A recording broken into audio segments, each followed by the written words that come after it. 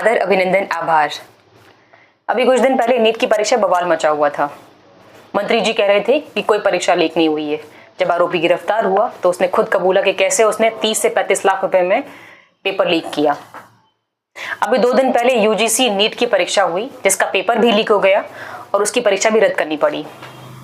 ये सारी चीजें भद्दा मजाक है युवाओं के साथ, खिलवाड़ है उनके भविष्य के साथ। क्या पहले परीक्षाएं नहीं होती थी? आज का युवा बेरोजगार है और अगर परीक्षाएं देने जाता है तो परीक्षाएं लीक हो जाती हैं। असल में मोदी जी और उनके मंत्रियों को कोई फर्क नहीं पड़ता, क्योंकि उनके बच्चे तो बड़े बड़े हो चुके हैं और वैसे भी उनके बच्चे फॉरेन यूनिवर्सिटी में पढ़ते हैं। उन्हें क्या फर्क पड़ता है? आपके बच्चे गाजर मूली की तरह भर के जाते हैं, परीक्षाएं देते हैं और परीक्षाएं रद्द हो जाती हैं। बच्चे कितनी मेहनत करते हैं, 3-3 4-4 बजे उठ के पढ़ते हैं, लेकिन परिणाम क्या निकलता है? कुछ नहीं। भी नेट का एग्ज़ाम दिया फिलॉसफी के सब्जेक्ट में, और जैसा कि आपको पता ही है, आज कल रात को 8 बजे बताया गया है कि वो एग्ज़ाम कैंसिल कर दिया है। ये मजाक चल रहा है हमारे साथ में, या क्या मतलब ये सरकार क्या बोलना चाहती है? 10 दिन पहले नीट का पेपर लीक करवाया था इन्होंने, अब नेट का करवा रहे हैं, परसों यूपीएससी का भी हो जाएगा। मतलब स्टूडेंट्स क्या है ये? हम यहाँ पर जो धूप में खड़े होके एडवाइजरी जारी करी हुई है वेदर डिपार्टमेंट ने कि घर पे बैठिए। स्टूडेंट्स इतनी गर्मी में यहाँ बाहर आए हैं, ये इसी के कमरे से अपने बाहर आके स्टूडेंट से बात नहीं कर सकते हैं। फिर कहते हैं कि हम पता नहीं कौन सा न्यू इंडिया बना रहे हैं, कौन सा विश्व गुरु बना रहे हैं। ऐसे बनाइएगा आप न्यू इंडिया? आप पेपर लीक करवा के कोई अकाउंटेबिलिटी नहीं है, किसी का कोई जवाबदेही नहीं है। स्टूडेंट को बोल दिया हाँ हमसे गलती हो गई, अब अगले महीने फिर से आ जाइए पेपर देने के लिए। ये किस तरीके का सिस्टम है? ये हमें तो बिल्कुल समझ नहीं आ रहा है। हम तंग आ चुके हैं, हम बहुत दुख से यहाँ आए हैं, लेकिन दुख के साथ हमारे अंदर बहुत गुस्सा भी है।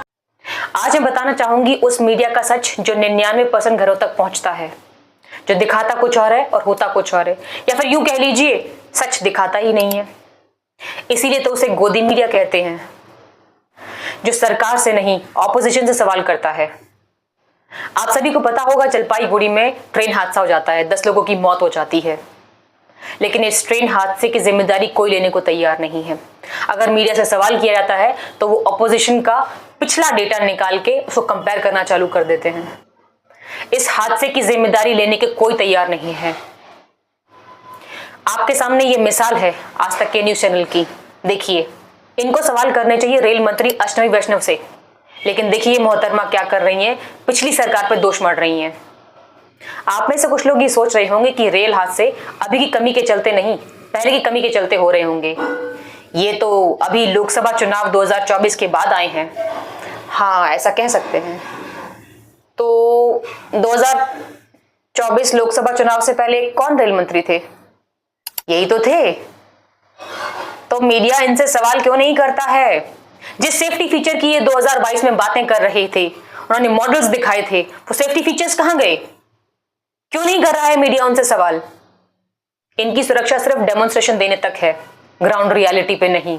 हाँ, लेकिन बीजेपी कार्यकर्ता फोटो खिंचवाने में बहुत अव्वल हैं। ये देखिए चर्चा किस तरीके से हो रही है एनडीटीवी पे। अगर यूपीए राज के 10 साल और एनडीए राज के 10 साल को देखें तो हर साल पटरी से ट्रेन उतरने के हादसों के आंकड़ों पर नजर डालें। 2004 से 14 के बीच यूपीए राज में सालाना 86.7 घटनाएं हुई। 2014 से 23 के बीच सरकार कहती है कि 47.3 घटनाएं हुई। ट्रेन हादसों की औसत संख्या की तुलना करें तो यूपीए के 10 साल में 171 घटनाएं सालाना हुई, जबकि 2014 से 23 के बीच एनडीए राज में 71 रेल दुर्घटनाएं सालाना हुई। रेल के पटरी से उतरने की घटनाओं की संख्या में बड़ी गिरावट देखी गई। 2000-2001 में 350 से घटकर 2022-23 में 36 हो गई। यूपीए के 10 साल में जहां पीआईबी का डेटा कहता है कि 1711 रेल हादसे हुए, वहीं एनडीए के शासनकाल में 2014 से मार्च 2023 के बीच 638 रेल हादसे। मैं एक सवाल करना चाहती हूँ। आज तक के इस कार्यक्रम में बताया गया था कि रेल की पटरी से गिरने में बड़ी गिरावट। 2000 से 2001 में 350 हादसे और 2022 से 2023 में 36। क्या आपको पता है 2000 और 2001 में कौन प्रधानमंत्री थे? अटल बिहारी वाजपेयी। ये मोहतरमा जो 2000 के नोट में चिप ढूंढ रही थी, ये बता रही हैं कि ये यूपीए राज है, जबकि इसको एनडीए राज बोलना चाहिए। ये है रजत शर्मा का इंडिया टीवी। क्या लिखते हैं? कांग्रेस वर्सेस बीजेपी, किसकी सरकार में कितने रेल हादसे हुए? रेलवे सूत्रों ने जारी किया डेटा। हाँ, मैं मानती हूँ कि रेल हादसे पहले के मुकाबले बहुत कम हो गए हैं, क्योंकि तकनीकी बेहतर हो गई है, इसीलिए रेल हादसे भी कम हो गए हैं। इसमें सिर्फ और सिर्फ सिंपल साइंस है, इसमें भारतीय जनता पार्टी का कोई योगदान नहीं है। ये सिंपल टेक्निक है, लेकिन मीडिया इसका श्रेय भी भारतीय जनता पार्टी को दे रही है। आज तक की इस अजीबोगरीब न्यूज पे कांग्रेस की प्रवक्ता रागिनी नायक क्या कह रही हैं, आइए देखते हैं।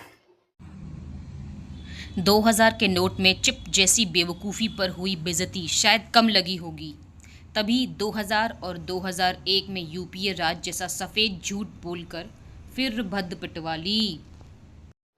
और देखिए न्यूज चैनल मुद्दे की बात करने की बजाय क्या क्या दिखा रहे हैं अपनी स्क्रीन्स पर, आइए देखते हैं। राहुल का धोखा, प्रियंका को मौका, वायनाड से राहुल का अन्याय, मोदी का जय काशी जय किसान। आगे देखिए, वाराणसी को प्रधान का धन्यवाद। गंगा आरती के बाद बाबा विश्वनाथ के दर्शन करेंगे पीएम मोदी। देखा आपने कि किस तरीके से ये मुद्दे को भटका रहे हैं। जमीन तैयार की जा रही है कि कैसे सारा का सारा दोष ड्राइवर पे मर दिया जाए, जो कि आज जिंदा भी नहीं है। कभी सोचा है उस ड्राइवर के बारे में, उसकी छवि के बारे में, उसके परिवार के बारे में, कि किस तरीके से पूरा समाज उसको किस निगाह से देखेगा? इसकी किसी को नहीं पड़ी है। और ये रेल मंत्री, इनकी तो नौटंकी कम नहीं हो रही है। कभी भारत माता की जय करते हैं, कभी ट्रेन के नीचे से निकलते हैं। अब समझ में आया आपको कि ये सरकार डिजिटल इंडिया बिल क्यों लाना चाहती है, ताकि कोई भी यूट्यूबर उनसे सवाल ना कर सके, क्योंकि मीडिया तो उनके हाथ में है, मीडिया तो उनसे कोई सवाल करता नहीं है। इसीलिए कह रही हूं, होश में आ जाइए, जाग जाइए। नमस्कार।